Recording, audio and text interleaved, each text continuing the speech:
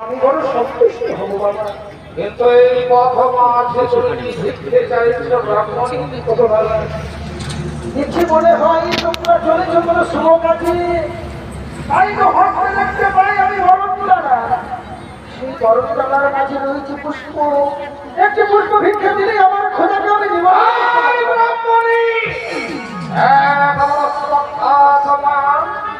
ওই বরণতলা হইতে পুষ্প ভিক্ষে চাইছো,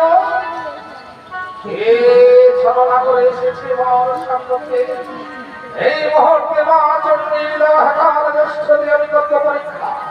ভিক্ষা ব্রাহ্মণী, তোমায় আমি গণ্ডি এঁকে দিলাম, এই গণ্ডি পেরিয়ে এসে তুমি ভিক্ষে দেবে কেমন?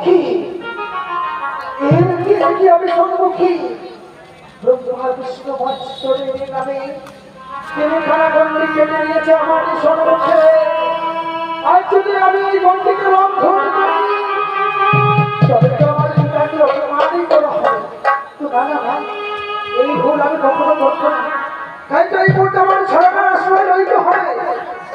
ও বাবা, আমি যে বৃদ্ধ ব্রাহ্মণী বাবা, আমি বাধা ভিক্ষা গ্রহণ করতে পারি না বাবা। বাধা ভিক্ষা গ্রহণ করতে পারবে না? সত্য বাবা। না, ওই গণ্ডি বেরিয়ে আসতে পারছো না। ও বাবা, আমায় ভিক্ষে দিতে, ওই গণ্ডির এপারে এসে আমায় কিঞ্চিত ভিক্ষে দাও না।